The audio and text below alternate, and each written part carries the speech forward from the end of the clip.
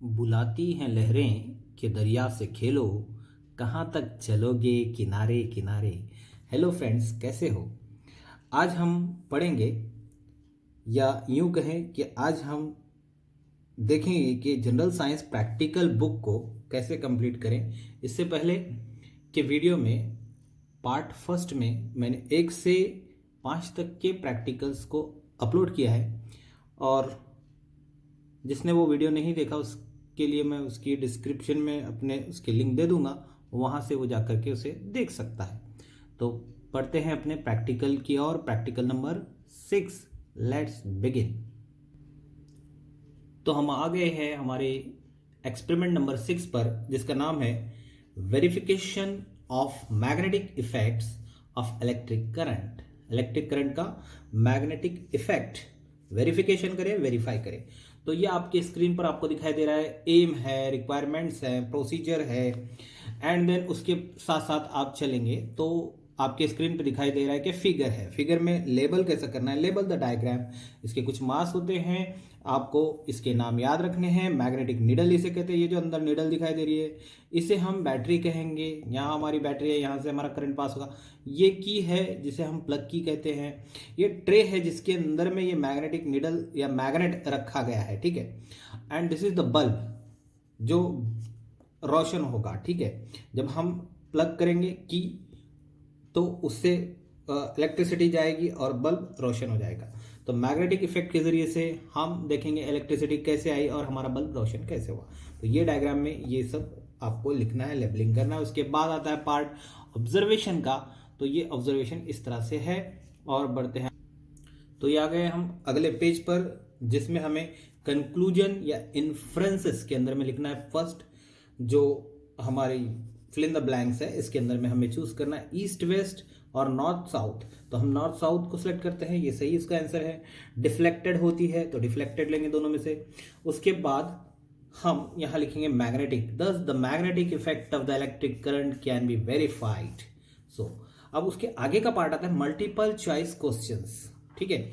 जिसके आंसर्स कुछ इस तरह से 1 2 3 4 जो है उसके आंसर्स, जो आपको टिक दिखाई दे रहा है वही उसके करेक्ट आंसर है।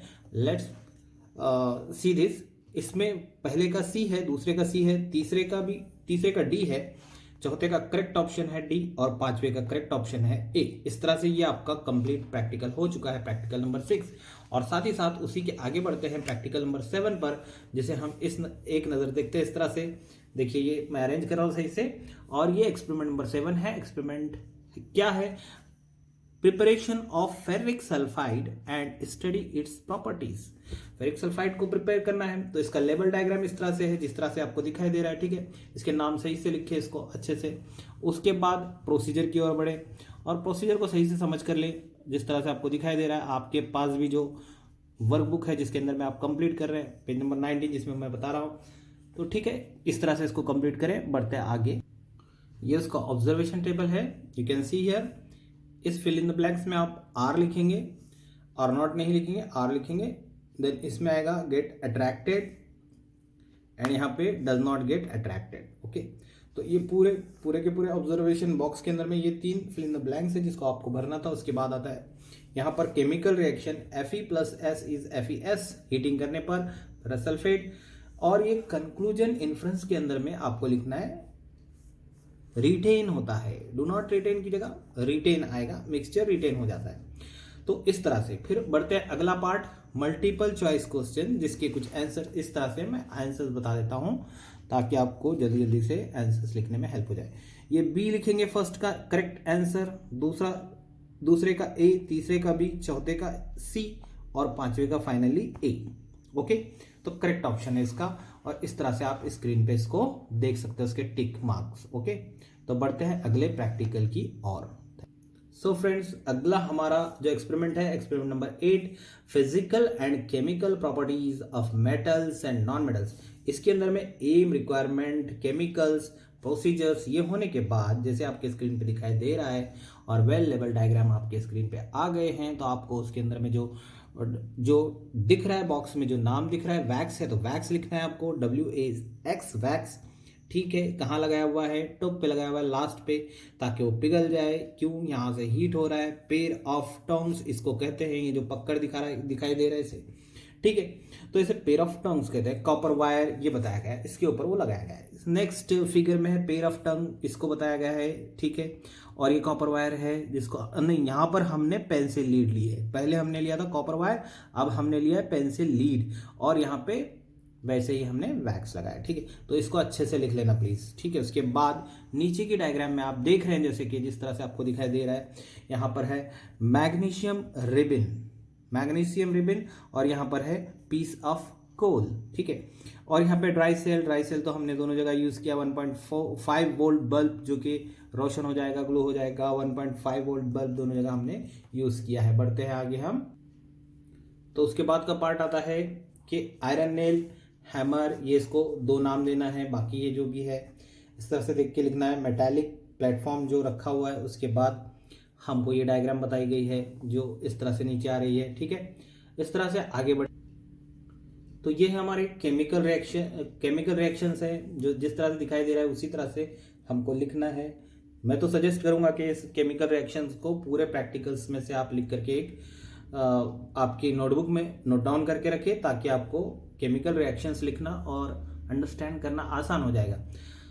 नाउ इसमें क्या आएगा, गुड लिखेंगे। सेकंड में आएगा बैड, ये किस तरह से होता है, metals are good conductors of heat, तो गुड बैड। सेकंड में आएगा गुड बैड।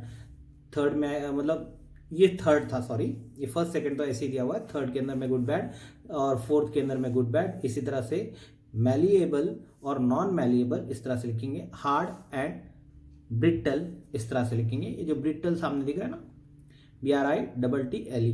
7 में आएगा R एंड R नॉट, ठीक है, दोनों आएगा। फिर उसके बाद जो है ऑक्साइड्स आएगा, उसके बाद रिएक्ट आएगा, उसके बाद की लास्ट जो हमारी फिल इन द ब्लैंक्स है उसके अंदर में डू नॉट रिएक्ट आएगा। फिर उसके अगला पार्ट है हमारा मल्टीपल चॉइस क्वेश्चंस, ठीक है। इस जो आपकी स्क्रीन पे दिखाई दे रहा है बिल्कुल उसी तरह, कोई भी चेंज न करते हुए। पहले का करेक्ट ऑप्शन है A, दूसरे का करेक्ट ऑप्शन B, तीसरे का A, चौथे का B और पांचवे का फाइनली B। तो इस तरह से ये आपका प्रैक्टिकल कंप्लीट होता है। बढ़ते हैं आगे के प्रैक्टिकल की। तो आ गए हम एक्सपेरिमेंट नंबर 9 पर, जो है comparative study of polluted and non polluted water bodies, ठीक है। नाम से ही समझ में आ रहा है, जो गंदे हैं, जो गंदे नहीं है, साफ है, शफाफ है, वाटर बॉडीज के बारे में हमको पढ़ना है। मतलब इसके बारे में हमको प्रैक्टिकल को कंप्लीट करना है। देखते हैं कैसे कंप्लीट करें। इसमें पहले लिखना है एम, उसके बाद आएगा रिक्वायरमेंट्स जो कि आपकी स्क्रीन पे दिखाई दे रहा है, ठीक उसी तरह से लिखेंगे। प्रोसीजर लिखेंगे, प्रोसीजर बिल्कुल वैसे लिखिए जैसे आपके स्क्रीन पे हाईलाइट हो रहा है, दिखाई दे रहा है। अच्छे से रोके और समझें और समझ करके इसको लिखें। Hope you are getting this. अब क्या होता है, लास्ट में हमें आता है observation, sorry last but one आता है ऑब्जर्वेशन, जिसके अंदर में आपको डेट ऑफ फील्ड स्टडी जो बताया गया है, इसमें आप कोई भी डेट डाल सकते हैं जो डेट में आपने ये काम किया है। एक्चुअली ये काम पूरा आपके टीचर का है, बट मैं यहाँ पर आपको रेफरेंस के लिए बता रहा हूँ कि आपको किस तरह से लिखना है। कोई डेट डाल दो, 2 जनवरी 2022 में जैसे हमने लिया, या दिसंबर में लिया, ठीक है। इस तरह से कुछ एक डेट डाले, फिर ये दूसरे डेट में, और आगे की डेट बदलती जाएगी। तो यहाँ पर हम लिखे ये 2 इस तरह से। pH ऑफ वाटर 8 है, दूसरे इसमें 5 है, ठीक है। वाटर सैंपल कलेक्टेड किए गए हैं, जिसका कलर कैसा है, ग्रीनिश है, ब्लूइश है। ऑर्डर कैसी है, नॉर्मल है दोनों की। सॉइल स्ट्रक्चर कैसा है, सैंडी है, लूमी है, ये हमको लिखना है। साथ ही साथ plant species if any, algae इसमें है और इसमें अलगी वेडी है। Animal species present, small fish है या लार्ज फिश है, ये लिखना है आपको। एंड अगेन अब आते हैं हम तीसरा जो उसके आगे का। तो जैसा कि आपके स्क्रीन पे दिखाई दे रहा है, pH of water, water samples collected, pH of water, colour of water, order of water. तो 3, 4 ये pH इसके हैं, ठीक है। साथ ही साथ ये कैसा दिखाई दे रहा है, रेडिश दिखाई दे रहा है और ये डार्क रेड दिखाई दे रहा है। इसकी ऑर्डर ऑफुल आ रही है, यानी भयानक, भयंकर, अरे ठीक है, बर्दाश्त नहीं कर सकते, खौफनाक, ऐसे उर्दू में इसके मीनिंग होता है, बट नो, ऑफुल, ठीक है। पंजेंट ऑर्डर, ये बदबू जिसे कहते हैं, बुरी बू आना, ठीक है। पंजेंट, PUNGENT, पंजेंट ऑर्डर, ठीक है। कोर्स विथ डस्ट, कोर्स क्या होता है, कोर्स कहते हैं मोटे को, ठीक है, मोटा, विथ डस्ट यानी क्या कहेंगे उसको, चूरन टाइप, ठीक है। वो सॉइल का स्ट्रक्चर उसका चूरन टाइप होता है, मोटा चूरन बोल सकते हैं हम उसको। रेडिश कोर्स, ठीक है, रेडिश कोर्स। उसके बाद ये नील आएगा दोनों के अंदर में, प्लांट स्पेसिस एनी तो इसमें नहीं पाए जाते तो नील। इसमें कीड़े मकोड़े होते हैं तो यानी कि कीड़े होते हैं वॉर्म्स जिसको हम कहेंगे। उसके बाद दूसरा टेबल हमारे सामने आ रहा है स्क्रीन पर, ठीक है, आप लगे रहे इसको सही से समझ के। टेबल नंबर 3 आ रहा है। तो parameters site number 1, site number 2, हमने पहले साइट पर क्या देखा, दूसरे साइट पर क्या देखा, ये ठीक इसी तरह के इसके रीडिंग्स आपको लिखना है जैसे कि आपको दिखाई दे रहा है स्क्रीन पर, ठीक है। ज्यादा एक्सप्लेन करूंगा तो वीडियो बड़ा हो जाएगा, काफी बड़ा हो जाएगा और थोड़ी दिक्कत हो जाएगी। देखकर आप लिख सकते हैं आसानी से। मल्टीपल चॉइस क्वेश्चन इसका अगला पार्ट, लास्ट पार्ट है। इसमें पहले का सही आंसर है all the above, that is D. Okay, तो बढ़ते हैं। ठीक इसी तरह दूसरा क्वेश्चन, तीसरा क्वेश्चन, चौथा क्वेश्चन, पांचवा क्वेश्चन दिया हुआ है। तो दूसरे का करेक्ट ऑप्शन है D, people die of suffocation, घुटन से मर जाते हैं, डी, ठीक है। और थर्ड का है सी, फोर्थ का है ए आपको दिखाई नहीं दे रहा है, ये सामने आएगा आपकी स्क्रीन पर ए, ठीक है। उसके बाद फिफ्थ का फाइनल आंसर हमारा C, correct answer C, typhoid, cholera और डिसेंट्री एंड हेपेटाइटिस, ये जो है सी। तो इस तरह से हमारा प्रैक्टिकल नंबर 9 ये हमारा कंप्लीट हो गया। 10 की तरफ बढ़ते हैं। So friends, this is the experiment number 10, human respiratory system. इंसान का तनफ्फुसी निज़ाम कैसे होता है, रेस्पिरेशन का कैसा सिस्टम होता है वो बताया गया इसमें। तो एम जैसा है वैसे लिखेंगे, रिक्वायरमेंट लिखेंगे, फिगर को इस तरह से लेबल करेंगे जिस तरह आपके इसमें दिखाई दे रहा है, ठीक है। Hope you are getting all these. कुछ अगर दिक्कत आ रही है आप कमेंट कर सकते हैं। कैपिलरीज है, ये अल्वियोली है ये, ठीक है, ब्रोंक्यूल्स, ठीक है, और ये वेन बताए गए हैं, आर्टरी, इस तरह से तमाम नाम। और इसके साथ प्रोसीजर के आगे हमें आता है ऑब्जर्वेशन टेबल, जो कि बहुत जरूरी है, ठीक है। ऑब्जर्वेशन टेबल के अंदर में फेरिंग्स लैरिंग्स, इसके बारे में आपको लिखना है। फेरिंग्स लैरिंग्स, ठीक है, नेम है, स्ट्रक्चर और पोजीशन कहां पर है, फंक्शन कहां पर है उसका, ये इसके अंदर में सही से आपको लिखना है। मैं इसको स्क्रीन पे आपके एडजस्ट करके देता हूं, आप इसको सही से देखें, ठीक है, और इसको अच्छे से समझ कर लिखें। बढ़ते हैं आगे के पॉइंट। तो हम आ गए हैं नेक्स्ट पेज पर। थर्ड है ट्रकिया, इसके बाद है ब्रोंकाई, ब्रोंक्यूल्स और लंग्स, एल्वियोली, इसके बाद डायाफ्राम, ठीक है, ये सब पॉइंट। तो आपको उसके पॉइंट्स कैसे लिखना है, स्ट्रक्चर एंड पोजीशन, फंक्शंस। मैं आहिस्ता से इसको आपकी स्क्रीन पे ला रहा हूँ, आप अच्छे से इसको स्लोली लाने के बाद देखिए और पॉज करके उसको सही से लिखना, एक भी पॉइंट छूटने ना पाए, ताकि आपकी प्रैक्टिकल बुक अच्छे से कंप्लीट हो जाए। Okay, hope you got this. Last में कंक्लूजन आता है जैसा आपके स्क्रीन पे दिखाई दे रहा है, ठीक इसी तरह से लिखेंगे कि respiratory system of the human being is a important and vital system for survival, कि अगर इंसान जिंदा ही नहीं रह सकता। तो आते हैं अगला पार्ट हमारा आता है मल्टीपल चॉइस, जिसमें पहला है हमारा करेक्ट आंसर डी, यानी नोज के जरिए से हम लेते हैं। उसके बाद दूसरे जो आपके स्क्रीन पे दिखाई दे रहे हैं इस तरह से, ठीक है, ये जो है, और इसके करेक्ट ऑप्शन है, सेकंड का करेक्ट ऑप्शन बी है, एक्सटर्नल रेस्पिरेशन। थर्ड का है A, windpipe is situated in front of food pipe, ठीक है।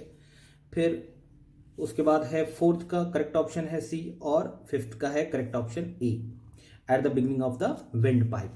सो गाइज, ये था आपका practical number 9। I hope this is the practical number, sorry 10, this is the 10। So moving on, बढ़ते हैं आगे। Now this is the experiment number 11. So here what you have to do is simply write the aim, requirements, figure. In this figure, what are the names? You have to label the diagram. So write it perfectly. Okay. Superior vena cava, aorta, right atrium, right ventricle, inferior vena cava, left ventricle, left atrium, pulmonary veins, pulmonary trunk, aorta, ठीक है। इस तरह से नाम इसके हैं। और बढ़ते हैं आगे के इस पे। Superior vena cava, pulmonary artery, ascending aorta, pulmonary valve, then right atrium, tricuspid valve, then cardiac tendinea, right ventricle, inferior vena cava, ये है inferior vena cava. Most of the teacher ask about inferior vena cava. Show me the inferior vena cava. You have to show like this, in this way. Aortic arc, pulmonary trunk, pulmonary veins, left atrium, mitral और bicuspid valve. वो tricuspid था, ये bicuspid है. यहाँ पर tricuspid था, ये bicuspid है. ओके, इसको ध्यान में रखें. इंटरवेंट्रिकुलर सेप्टम जिसे कहेंगे, और पैपिलरी मसल्स. ओके, नाउ उसके बाद आता है प्रोसीजर, जैसा आपके स्क्रीन पे दिखाई दे रहा है. ऑब्जर्वेशन आते हैं 4, और इसमें लिखना है आपको 4 मस्क्यूलर फर्स्ट 360 जी ग्राम, कितना वेट होता है उसका. पेरिकार्डियम, कार्डियक, इनवॉलेंटरी, ये कैसे होते हैं, इस तरह से रिदमिक बीटिंग होती है इसमें. आर्टियम, और ये आता है finally ventricle. Okay, hope you are getting perfectly correctly. तो बढ़ते हैं आगे, बने रहिए साथ में. तो ठीक है, बढ़ते हैं आगे, बने रहिए साथ में. ठीक है, 6 में आएगा ट्राइकस्पिड, उसमें आएगा बाइकस्पिड और मिट्रल वॉल्व, और डीऑक्सीजनेटेड ब्लड होता है. उसके बाद आएगा 8 में, ऑप्शन 8 के अंदर का ऑप्शन है करेक्ट ऑप्शन, यानी कि उसका आंसर है जो हमें फिल इन द ब्लैंक्स में लिखना है, ऑक्सीजनेटेड ब्लड. 9th के अंदर में हमें लिखना है superior and inferior vena cava. ठीक है, then these 2 major veins bring deoxygenated blood. ठीक है, उसके बाद आएगा 10 में ऑक्सीजनेटेड ब्लड. एंड दूसरे उसके आगे के फिल इन द ब्लैंक्स में आप लिखेंगे पल्मोनरी वेन्स. ठीक है, 11th में आएगा lungs and then pulmonary. Then 12 में आएगा entire body systematic aorta. Okay, hope you getting this. Conclusion लिखना सही से देखिए, जैसे दिखाई दे रहा है, और स्क्रीन पे आपके दिखाई दे रहा है कि मल्टीपल चॉइस क्वेश्चन एमसीक्यू किस तरह से लिखे और उसका करेक्ट आंसर क्या है. जैसे कि पहले का सी, दूसरे का ए, फिर तीसरे का सी, अगेन फोर्थ का सी, फिफ्थ का ए. तो फाइनली ये भी यहाँ पर कंप्लीट हो चुका है. Hope you got this very well. So friends, आ गए हम एक्सपेरिमेंट नंबर 12 पर. ठीक है, identification of acid and bases using indicators. Indicator का यूज करके देखो, आपके स्क्रीन पे दिखाई दे रहा है. एम है, रिक्वायरमेंट है, केमिकल्स है, प्रोसीजर किस तरह से लिखना है, एंड देन आता है पार्ट डायग्राम का. So how you have to label the diagram, see in the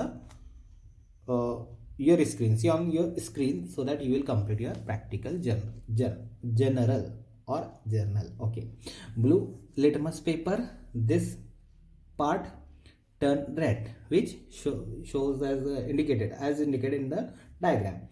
vinegar है ये. तो इस तरह से जो भी आपको दिखाई दे रहा है, आप उसको सही से देख करके लिखें, so that ये आपका जल्दी जल्दी कंप्लीट हो जाएगा. ओके, और जो समझ में नहीं आएगा उसको थोड़ा सा पॉज करो स्क्रीन को और सही से लिखो. बढ़ते हैं आगे. तो हम आ गए हैं ऑब्जर्वेशन टेबल की तरफ, और ये ऑब्जर्वेशन टेबल हमको जिस तरह से दिखाई दे रहा है बिल्कुल उसी तरह से पूरा का पूरा कंप्लीट करना है. जैसे कि अगर लाइम जूस है तो नो कलर चेंज होता है इसमें, ब्लू लिटमस टर्न्स रेड हो जाता है, फेनोफ्थेलिन के अंदर में कलरलेस लिखना है हमको, इधर मिथिल ऑरेंज में लिखना है टर्न पिंक हो जाता है, एसिडिक बेसिक या न्यूट्रल कौन सा है तो एसिडिक इन नेचर है. तो ये तमाम सब आपको कंप्लीट कर देना है. उसके बाद आता है इन्फ्लुएंसेस, जिसमें आपको पहला फिल इन द ब्लैंक्स में लिखना है ब्लू, देन आएगा रेड, देन आएगा पिंक. उसके बाद के फिल इन द ब्लैंक्स में आप लिखेंगे pink and yellow, and then what is this, neutral. तो इस तरह से ये कंप्लीट हो गया. और अगला पार्ट है मल्टीपल चॉइस क्वेश्चंस, जो आपके स्क्रीन पे दिखाई दे रहा है, उसके आंसर्स भी आपको दिखाई दे रहे हैं अच्छे से. पहले का सी, दूसरे का ए, तीसरे का अगेन ए, देन फोर्थ का बी, एंड फिफ्थ का finally A, that is blue. Okay, hope you got this. This is the experiment number 12 completed. Now this is the experiment number 13, study of propagation of sound. Sound कैसे फैलता है उसका मुताला करें, study करें, हमको देखना है. तो इसमें एम जैसा है वैसे लिखेंगे, रिक्वायरमेंट लिखेंगे, प्रोसीजर समझ के लेंगे इसको अच्छे से जो स्क्रीन पे दिखाई दे रहा है. फिर देन आता है फिगर, लेबल, डायग्राम किस तरह से करें, डायग्राम आपकी स्क्रीन पर, और इस तरह से medium is necessary for propagation of sound, ये हमको समझ में आता है. फिर ऑब्जर्वेशन उसका है, और ऑब्जर्वेशन के बाद फाइनली हम आगे बढ़ते हैं कंक्लूजन की ओर. फाइनली कंक्लूजन इन्फ्रेंसेस की ओर हम बढ़ते हैं. जो हमारा दिखाई दे रहा है इसमें पॉइंट नंबर 1, 2 के अंदर में वैक्यूम आएगा, थर्ड में आएगा अगेन वैक्यूम आएगा, और उसके second fill in the blanks में मटेरियल मीडियम, इस तरह से हम लिखेंगे. ओके। और फाइनली हमारा पार्ट आता है मल्टीपल चॉइस क्वेश्चन MCQ, जो कि आपके स्क्रीन पर दिखाई दे रहा है और करेक्ट आंसर्स आपके सामने आ चुके हैं। तो फर्स्ट टू यानी पहला और दूसरे में डी आएगा, पहले का डी, दूसरे का डी, तीसरे का ए, चौथे का सी, पांचवे का डी। ओके, सो इस तरह से ये भी हमारा प्रैक्टिकल कंप्लीट होता है। फिर एक बार आ गए हम एक्सपेरिमेंट नंबर 14 पर, study of the laws of reflection of light using a plane mirror.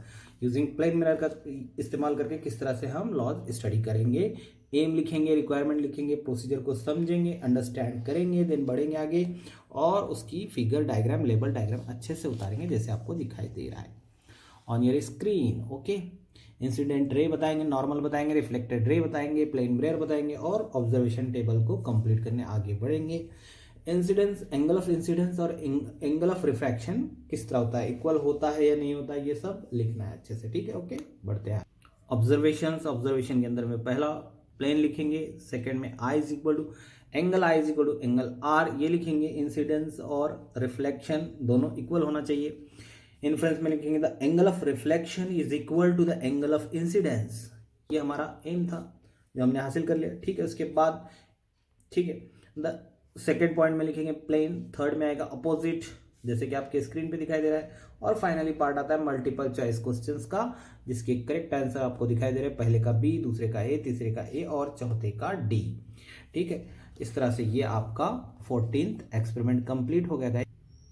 तो हम आते हैं अगले एक्सपेरिमेंट की ओर, 15 जो आखिरी हमारा एक्सपेरिमेंट है, लास्ट है, biotic and abiotic factor in an ecosystem. ठीक है, इसके अंदर में हमको एम लिखना है, रिक्वायरमेंट लिखना है, प्रोसीजर को अंडरस्टैंड करना है, ऑब्जर्वेशन कुछ इस तरह से है जो ऑब्जर्वेशन को आपको समझ लेना है, और अगर इसके बारे में एक्सटर्नल पूछते हैं तो आपको बताना है। ठीक है, इसी तरह से इन्फ्रेंसेस लिखना है सही से, इन्फ्रेंस बहुत ज़रूरी होता है, कंक्लूजन बहुत ज़रूरी होता है।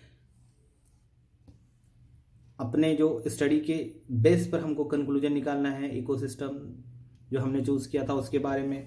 और फिर हम आते हैं लास्ट पार्ट पे, मल्टीपल चॉइस क्वेश्चंस, और उसके करेक्ट आंसर हैं पहले का ए, दूसरे का बी, तीसरे का सी, चौथे का सी और पांचवे का डी। इस तरह से ये 5 के 5 मल्टीपल चॉइस क्वेश्चन हमारे कवर हो जाते हैं। ठीक है, तो यहाँ पर हमारी पूरी कंप्लीट जनरल होती है। तो यार अगर अच्छा लगे तो like, comment, share and subscribe कर देना चैनल को। तो यहाँ हमारा ये Navneet general science practical book complete होता है। फर्स्ट की लिंक में, फर्स्ट जो 1 to 5 के जो हमारे प्रैक्टिकल्स हैं उसकी मैं लिंक इस वीडियो के डिस्क्रिप्शन में दे देता हूँ, वहाँ जाकर आप उसको देखेंगे और खूब इसको भरपूर लाइक करेंगे, भरपूर शेयर करेंगे, और अच्छा सब्सक्राइब तो आप कर चुके हैं और जो नहीं किए उनको करने लगाएं, क्योंकि हमारा काम है स्टडी करें और उसे करवाएं। और हाँ यार, अपना ख्याल रखिएगा। ठीक है, टेक केयर।